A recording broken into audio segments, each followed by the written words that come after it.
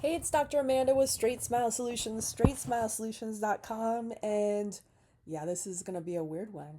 And I know some of my videos have been kind of weird lately, but I have kind of taken my suggestions. Well, first of all, I'm running out of like the basic stuff, like, okay, how do you turn an RPE, or just how do you put on an attachment? That's so boring. And if you do these topics, yeah, they're necessary, but if you search it up, chat GPT, whatever, just YouTube, there's like 30 people who already made that video. So boring, right?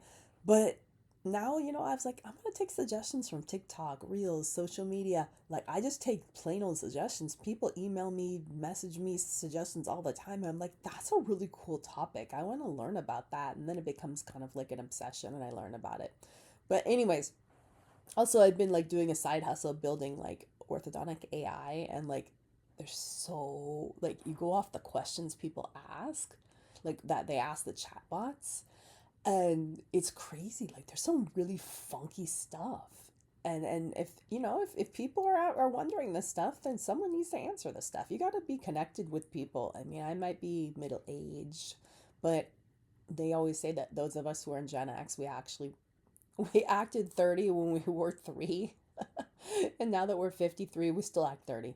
So I'm more 30 than I ever was because I'm just much more chill. Anyways, so at least you get to know my personality and my humor. And you realize, well, if we do Zoom sessions, you'll actually have a fun time learning ortho. I will make sure your ortho learning is super, super fun. If you want to learn that way, some people are just mechanical and they just want to get to the point and not waste time. Okay, anyways, I digress. Let's talk about this. So I want to talk about GLP-1s. I'm a huge GLP-1 fan. I have been very transparent with you guys in some of my random videos that I started basically self-medicating, doing it myself. I mean, telehealth, but these people didn't chat GPT do more than they did. They were terrible. So, and it actually was freaking amazing. The journey, 2 year journey, it worked perfectly. Just as, I mean, zero issues, zero side effects. I mean, a little bumpy the first week maybe, but my blood work and like my DEXA scans have been, obviously I'm doing everything right. My diet is impeccable. I consulted a nutritionist. I'm doing super strength training. I'm doing cardio. I'm doing everything.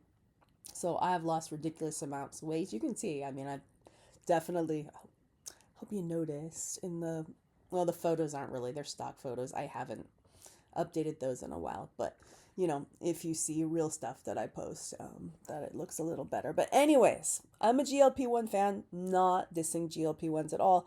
I think there's a lot that's prescribed where people maybe don't have the educational background to get into PubMed to know what they're going to do, right? The average American can't do that. And it is overly accessible. I mean, it's obnoxiously accessible. It's scary.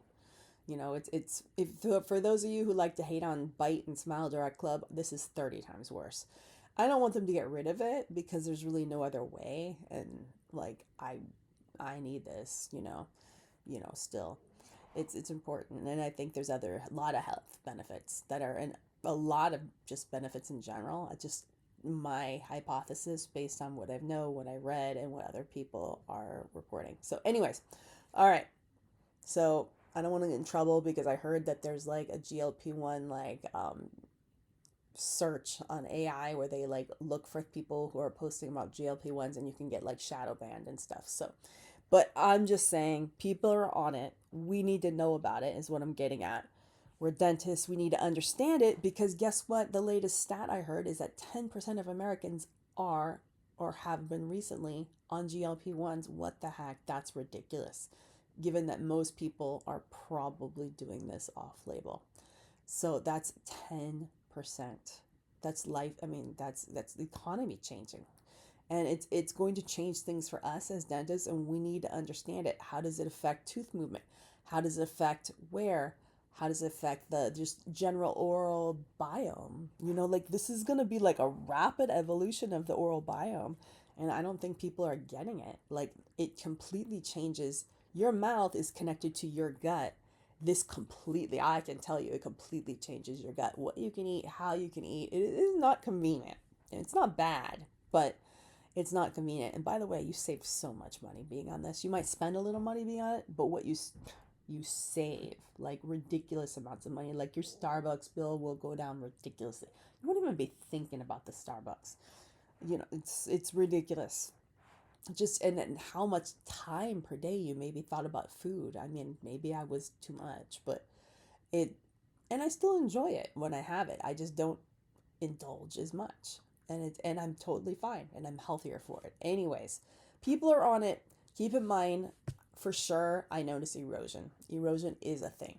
It's happening with the GLP-1s. I mean, like anytime I see erosion, whether it's severe, well, this can be like meth, right? But I mean, like if it's mild, especially when it's not just lingual. If it's all just lingual, it's probably somebody was bulimic or they just were just like barfing all the time. You know, if they had cancer or something, I'm sorry, like that sucks that you went through that.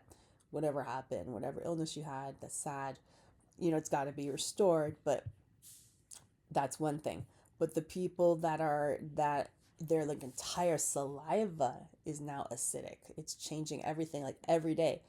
And then you're gonna thinking about putting aligner trays in, and then the aligner trays are bathing in that saliva. No, that's not okay. You know, like you can't do that. And then you start to get all this erosion all around the teeth, especially the incisors. And I'm seeing this, and every time I see this, I'm like, it's not necessarily like right when they start, you might not see it, but it's when they start treatment after a few months, you're like, why is there suddenly erosion on this case? By any chance, are they on GLP-1s?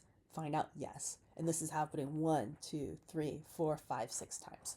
It keeps happening. So I'm a little hesitant with GLP-1s, and I can't say they can't have treatment, but I think you really want to be monitoring for that erosion. So, and it's just it's so subtle. Like I can't even always see it in like pictures. So you have to really be checking for it at your appointments. And it's one of those things where if you're having your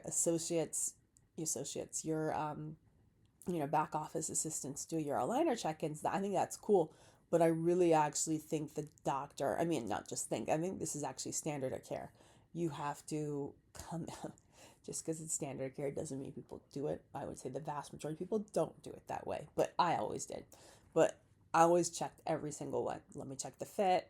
Let me check sure it's not rocking. Let me check the tracking. And then let me check your teeth. And then, I mean, how that takes what?